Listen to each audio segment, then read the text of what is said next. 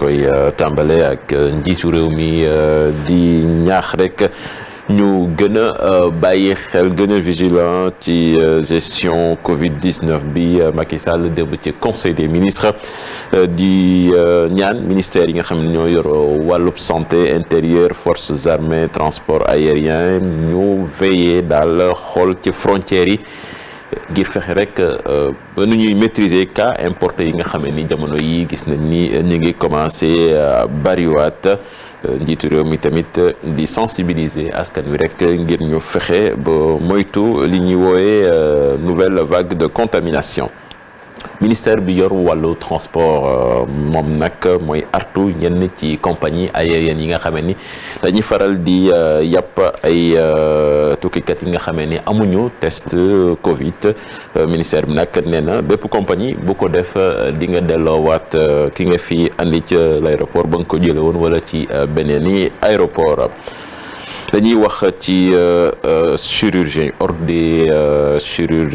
ordre de la chirurgie dentiste ñoom nag li ñuy ñaawlu mooy daal gis nañ ni dafa am ñu dugg ci seen liggéey bi rax ko di def naka sudul noonu ba mu métti leen loolu ñoom nag nee nañu daal loolu na dakk seen président bi nga xam ne moo doon janook taskatu xibaar yi di naqarlu tamit bedd bi nga xam ne nee nañu dañu leen ko bedd ci plan de résilience économique di teewlu ci compte rendu Younous Fatimata Touré. liggéey ci wàllu bëñ fii ci Sénégal doon li nga xam ni rek mu ngi koy commencé salfaañe loolee nag ñi ko xamale di ordre des chirurgiens dentistes ñoom nag ñu jàpp ni rek am na ñu nekk seen liggéey bi di ko daati caxat-caxatee ñu bëgg nag loolu dakk ndaxte ñoom dañoo jàpp ni ngir rek nga daati mën a yëngatu ci wàllu woowee faw rek nga am ay normes yi nga xam ne tënk nañ ko ci ay këyit nga mën ko respecté bu baax. ku duggul ci fànn yooyu comme ni mu ko waxee am nga nationalité maanaam sénégalais nga. yor nga diplôme chirurgien dentiste sa lijaasa mët na léegi nag ñetteel bi mooy nga bindu ci ordre ndax am na lu ñu la sas at bu nekk loo war a fay pour mun a bokk ci ñu war a mën a liggéey ci at boobu ñu ne ci at boobu boo fayul maanaam comme ni mu ko expliqué même bu dee nu mu ko doon firee sànq même bu dee chirurgien dentiste nga bu boobaa booy liggéey illégalement ngay liggéey tegoo ko ci yoon. ci beneen wàll ba ñoom ñi nga xam ne nag ñooy yëngatu ci wàllu santé di xamale ni li nga xam ne nag moo di plan de résilience bu économique ci Covid-19 ñoom sentiruñu ci seen bopp benn yoon. dañoo gisul dimbalu ministère wala jotuñu ko bokk la yegg si comme ni ko président waxee. buñ leen ko woññalee defe naa doyul sax pour benn chirurgien dentiste te loolu dafa waroon jàppale lu mat 300 cabinet privé noonu ci public bi it ñoom seen la ñu war a jëfandikoo dañ ko jaarale peut-être ci seen médecin chef yi comme nu mu ko expliqué waaye doyul woon. liggéeyu chirurgien dentaire doon li nga xam ne rek dafa am ay loi yu ko tënk de kenn waru ko rek salfaañee bu ñu sukkandikoo ci kaddu président des chirurgiens dentistes bu Sénégal ñoom ñi nga xam ne nag ñoo yëngatu ci wàllum secteur boobee mu nekk privé wala public taxaw nañu temm nag ngir daal di dakkal pratique yooyu ci seen corporation ñoom nag ñu xamale ni rek li nga xam ni moo di pratique illégale kenn dootu ko nangu. dañuy dem assemblée nationale wax ci composition bureau bu yees bi téeméer ak fanweer ak ñetti parlementaires yi fa teewoon ñoom nag ñoo fal kii di Abdou Mbow def ko deuxième vice-président mu fay wutu kii di Moustapha Cissé Lo groupe parlementaire liberté et démocratie ñoom tamit ñoo yor léegi 8e vice-présidence bu assemblée nationale boole ci tamit dalal kii di Moustapha Guirassy ci groupe boobu lépp ñu teewlu ci reportage Ibou Diouf ak Youssou Baro. ñu amal ubbiteb session atum 2020 jàpp 2021 ñu ne nag ñu bëri ci député yi teewoon nañ ñu toll ci téeméer ak juróom-benn fukki parlementaire ñu ne nag lu aju ci distanciation sociale maanaam xaw a sorante bi métti woon na lii di sol masque moom daanaka ñëpp ak respecté li ñu mën a jàpp ci xew-xewu tey bi kii di député Abdou Mbow moom la ñu tab premier vice-président bu assemblée nationale. waaw Abdou Mbow alhamdulilah rabbil alamin dafa mérité poste bi parce que nit la koo xam ne yàgg na liggéey président Macky Sall liggéey boo xamante ne nii lu jëm réew mi kanam la ci région de Thiès ak département yëpp ak Sénégal yëpp vraiment ku mérité poste bi la jàmbaar la liggéeykat la ñun dañ koy souhaiter mu réussir mission. aussi dafay encourager donc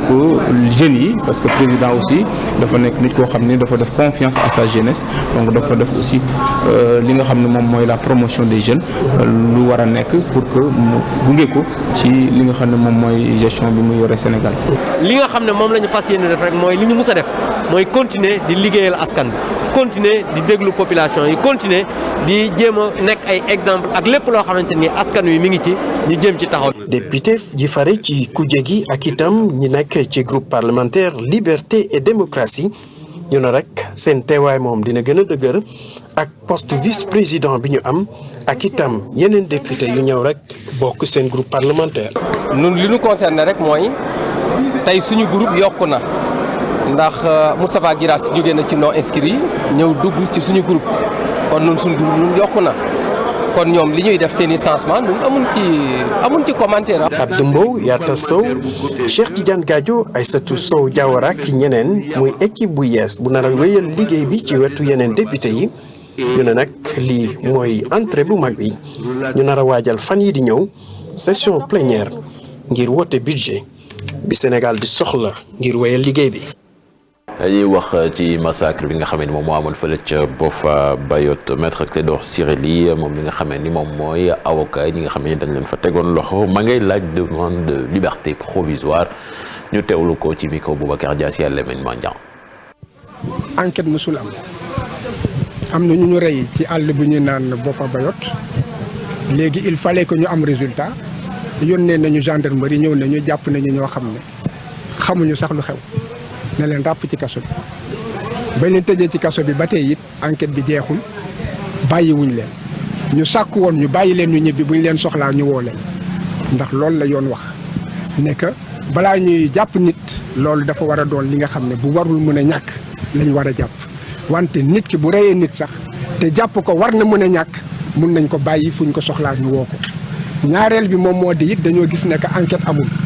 ndax gendarmerie li mu def doyuñu tey na xel ñi nga xam ne que war nañu mën a indi ay firnde yi wane que ne ñoom nekkuñu woon ci àll bi wala nekkuñu woon Ziguinchor dégg nga wala peut-être sax xëy na nekkuñu woon Sénégal loolu lépp juge bi jéemul xool ndax loolu mën na nekk wala mënul nekk dégg nga li ñu wax ne que it loolu moom moo di seeni preuve dégg nga ay téléphone ak yooyu loolu lépp dafa des parce que mënuñu nekk nit ki téléphone am wane na ne que mu ngi Ziguinchor dafa yaatu loolu nag ba ñu ne juge bi nañ ko saytu dégg nga ñu leeral ndax ñii war nañu mën a bokk ci lañ leen jiiñ wala loolu juge bi dafa ne moo lànk ba ñu nekk nañu déglu général bi parce que dañu am lu ñu koy laaj te war nañu war a mën a leeral dara moom moo ci nga xam ne tey jii moom moo jiite armée Sénégal dafa ne moo lànk loolu du ko def ba ñu nekkoon na entendre directeur rajo Sénégal bu nekk Ziguinchor parce que moom it am na yoo xam ne war na ko ci mën a leeral dafa ne moo ñàkk kon juge d'instruction bi lan lay jëriñ. dañuy dem ca bitim réew waan ceeg Modou Fall tàmbalee ko ca Guinée foofu nag campagne électorale bi jamono ji ña ngi ca bu baax. élection présidentielle yi nga xam te ni dëgmal jàpp ko fukki fan ak juróom-ñett ci weeru octobre wax nga ko candidat yi ñoom ñu nga ca campagne gi bu baax a baax Cellou Dalein Diallo mu nga woon ca Mamou moom daal di rek dajeek askan ba fa nekk wane ni Mamou bokk na ci bërëb yi nga xamante ni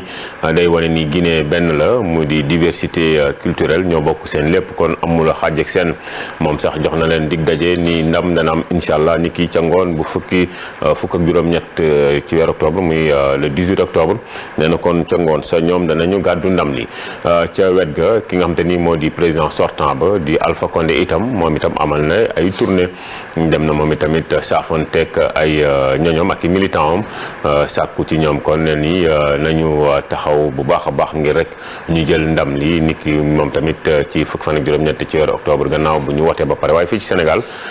Guinée yi fi nekk ñoom addu nañu ci élection googule yi la ñu xaw a ñaawle rek ne nañu mënuñu wote ndaxte dañ leen recensé wul dañ ci ànd ak Fatou Bintou Konté. Guinéen bi lay fas yéene dem fi nga xam ne moom moo di mbañ gàcce gi choisir diggante Alpha Condé ak opposant bi di Cellou Dalein Diallo kan moo ci war a jiite réew mi ci juróomi at yi nga xam ne moom la ñu jëm ñoom Guinéen yi nga xam ne ñoom ñoo nekk Dakar la ñuy ñaan rek mooy lépp na nekk ci jàmm. yàlla élection bi passé ci jàmm dañuy ñaan yàlla seetlu gagné bu seetlu gagnéwul Alpha Condé gagné toujours ñu dal ci jàmm ñu toppoo dogal yàlla bi parce que dogal yàlla dara du weesoo dogal yàlla. na Guinée nekk ci jàmm rek Alpha bu gagné na nekk ci jàmm bu seetlu gagné na nekk ci jàmm la ñu bëgg boo gisee yu bëri ñu daw di ñëw fii di toog jàmm moo am fii. même bu fekkee ni sax ña ngay ñaawlu ñoom Guinéen yi nekk fii ci Sénégal du ñu voté ak ñi nga xam ne ñoom ñoo bàyyeekoo fee ca Angola. non c'est pas normal lii moom du dëgg du yoon ndaxte lii àddina bi yëpp dañuy voté c'est Sénégal et ak Angola ça c'est pas normal. c'est engagé wuñu bu baax parce que Kero mu engagé na fii pour ci législative bi mu bañ ñu se recenser fii avant élection député yi. nu nanguwuñu loolu moo tax no nga ambassade mu nakari mu nekk fii mu bañ ñu woote heure bi ñu dem foofu rek ñu saxaase ko foofu moo tax mu mer foofu moom ak Alpha Condé mu bañ ñu woote fi ñun dañ koy ñaawlu du yoon mais mënuñu ci dara ndax moom moo yor lépp moom mooy diriger Guinée lu mu décider mooy am mais cette fois-ci yàlla mooy dogal yàlla moo xam avenir bu ñu ñëw. fii nag ci rue Sandiniéry nga xam ne communauté guinéenne bi dañ fee bari loolu ñi ci ëpp nag partisan Cellou Dalein Diallo la ñu di ñaan nag mu jël ndam li bésub élection yi lii. incha allah yaa rabbi moom mooy gagné loolu moom wóolu nañ ko yaakaar nañ ko moom mooy gagné bu soobee yàlla. loolu la ñu gis président bi Cellou Dalein mooy président parti dama leen di incha allah Cellou Dalein mooy président de la République de Guinée loolu la ñu bëgg. si kattanu yàlla même bu dee ñaari bureau vote moo am si Guinée Alpha Condé day ñàkk élection bi. Guinéen yi nag ña ngi ko fas yéene dëgmal ci dimanche bii nag fi mu toll nii ñaar yi nga xam ne ñoom ñoo ci gën a fës ci fukk ak ñeent candidats yi nga xam ne ñoom ñoo samp seen dënd kii di Alpha Condé moom mi nga xam ne moom mooy président sortant bi la ak son principal opposant Cellou Dalein Diallo. Bintu Konte jërëjëf Burkina Faso lañu jëm tey la anniversaire u faatu ki nga xam te ni moo di Thomas Sankara foofee rek ay film documentaire sax wala ab film documentaire bu ñu duppee les orphelins de Thomas la ñuy amal kon tey ca Ouagadougou leeral yi dañ ci ànd ak Alxasan Ba. jot nañ ko jàllale ci ay festival yu bëri ñu jot ko primé mu di ab histoire bi nga xamante ni histoire bu am solo la te ñu bëri xamuñu ko juróom benn téeméeru doom yi Burkina Faso yu jëlee woon yóbbu leen ca Cuba ngir ñu dem jàngi ay discipline yu am solo dellusiwaat seen réew bokk ci li koy suqali ñu ngi leen di duppee Myriam Atana ak wala bokk Emilienne ñu bokk ci juróom benn téeméeri doomi Burkina Faso yooyu seen at toll ci fukk ak ñaar jàpp fukki ak juróomi at ñu demoon ca Cuba ca atum 1986 la woon président ba woon di Thomas Sankara tànnoon leen ci ay critères soit seen njaboot yi seen famille nekk na ay famille yoo xamante ni seen am demeewu fa woon noonu Géraldine Berger nekk koo xamante ni moom moo découvrir histoire boobule par hasard mu daal di andi ay CD ci orphelin yooyu nga xam ne dañ demoon jàngi lii di médecine agronomie wala boog soudure industrielle wala géologie ci ay at yu bëri nag dem ca Cuba ca île de la jeunesse nee na mu ngi fàttaliku dafa sampoon laaj ni ñoom bi ñu doon dem ana lañ leen amoon ci seeni xel ndax réew bi ñu demoon diggam ak seen réew toll na ci juróom-ñetti junni kilomètres moom documentariste bi di ko fàttaliku ñoom ñi nga xam ne ay ndaw lañ nag demoon dëddu seeni njaboot ngir fexe nag ba wuti xam-xam jàngi bi ñu dellusee liñ doon yaakaar amuñu ko ndax moom président Thomas Sankara biñ ko faate ci atum 1987 Blaise Compaoré dikk ci réew mi ca bopp Burkina Faso guerre froide bi jeex ñoom ñi nga xam ne dañ leen yónni woon bu ñu ñibbisee liñ doon xaar amuñu ko ndax accueil biñ leen doon jox nekkut li nga xam ne moom lañ yaakaaroon. Thomas Sankara si boppam bi mu leen doon yóbbu amoon na ab projet mooy bu ñu dellusee ñu jox leen ay appartement ak li di xëy wante dafa mel ni coppite ju am ci bopp réew mi daal dinay gàllankoor loolu yépp ndax ñoom seeni diplôme yi kenn xàmmeewu ko mu di loo xam ne moom Géraldine Berger ñaawlu na ko. Alxasan France la ñu jëm lañ fay waxtaanee moo di wàllu mbas mi Covid 19 bi mu ngi fay ami tànk di yokki jéego gàllankoor nag askan wi tax na sax ma nga xam te ni jël nañ ay mesures yu bees kii di seen njiit di président Macron nee na rek lii di couvre-feu lañ fay amal jàpp ko ci seen waxtu ñoom bu 21h jotee jeex kon juróom-benn waxtu di 6h du matin ñaareelu vague bi nag ñu ne la mu indi rek ci victime toll na ci 32000 muy fanweeri junni ak ñaar. ca Arabie Saoudite moom la tax jàllul ca conseil des droits humains moo di nag dañoo jàpp ni rek réew la boo xamante ni respecté wul dara lii di àq ak yelleefu doomu aadama yi. Arabie Saoudite kon ni ki démb rek wala sax conseil bi passé daa bëggoon bokk ca loole waaye moo di dëkk bi nga xamante ni dañ ko bol di tegee na le mujjut jàll waaye mu doon wut amu ko. ñu jeexale ak Yémen foofee ñaari américain yi nga xamante ni terroristes yi wala rebelle yi leen tegoon loxo rebelle Houthis yi bàyyi nañ leen Maison Blanche xam ne li ñu mel ñu ne nag jàpp ñaari américain yooyu siwo luñ ko woon benn yoon ndaxte rek ngir mënoon aar seen bakken. Cheikh Tidiane Diaw fii ñu yemale xibaaru biti réew yi. voilà jërëjëf Modou Fall Sumben li moo fi gënoon a fës ci xibaar. jërëjëf Serigne Cheikh jërëjëf Modou Fall mu nekkoon ñaareelu kaasu xibaar yi ci biir votre matinale info matin.